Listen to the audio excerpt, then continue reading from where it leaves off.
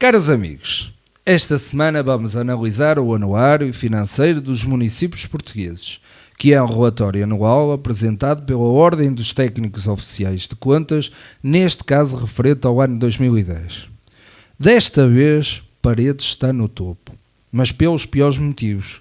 Ficamos todos a ter a confirmação daquilo que já se falava há muito tempo pelo nosso Conselho, o desgoverno total das contas da nossa autarquia. Porque o tempo aqui é curto, falaremos apenas de algumas questões que foram apresentadas no anuário financeiro. Deixando então algumas questões para mais tarde, como por exemplo os comunicados do PS e do PSD relativamente a este assunto. E mesmo alguns pontos de interesse que vêm neste dossiê. Iremos tentar, noutros programas, explicar o que são consideradas dívidas a curto prazo, o que está ou não incluído nessas dívidas, para que todos possamos entender o que estamos aqui realmente a falar. Para terem uma ideia, o parque escolar não está incluído nestas dívidas refletidas neste documento. Em traços gerais, segundo o relatório apresentado, o município de Paredes encontra-se no ranking como um dos que mais aumentou o seu passivo em 2010. Para terem uma ideia, Paredes ficou classificada em 6º lugar em 308 autarquias do país que mais aumentou o passivo de 2009 para 2010.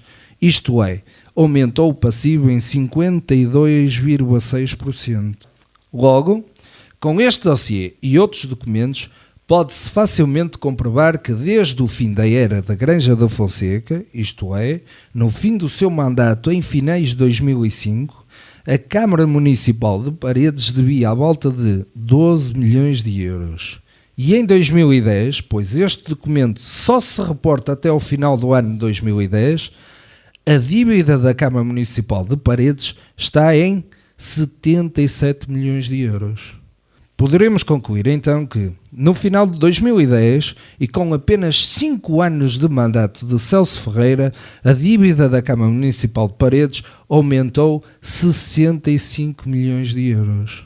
Dá que pensar, dá mesmo para refletirmos todos. A mim choca-me muito, mas nada que eu próprio não tivesse avisado que iria acontecer.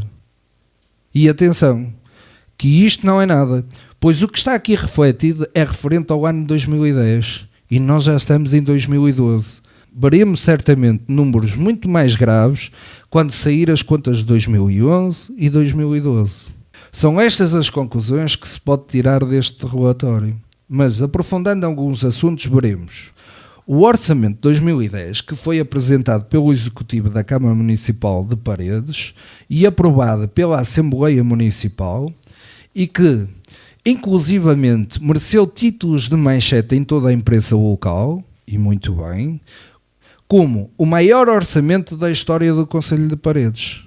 A ideia que o Executivo da Câmara Municipal tentava passar na altura era que tudo se iria fazer e que financeiramente a Câmara Municipal estava de boa saúde e que se recomendava. No entanto, e como hoje se veio a comprovar, a execução deste orçamento de 129,8 milhões de euros ficou-se pela módica quantia de 43,2 milhões. Ou seja, apenas 33% foi executado.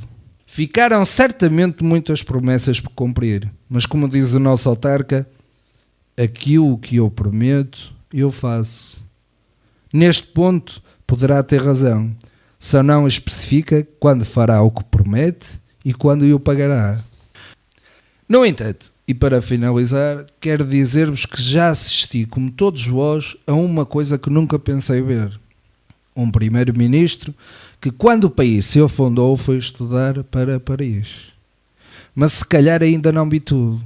Certamente que quando o Concelho de Paredes se afundar, iremos ver um presidente de Câmara a ir estudar, quem sabe, para Nova Iorque. Volto para a semana e se quiserem deixar uma sugestão podem sempre enviar para jneves@jornalfm.gmail.com.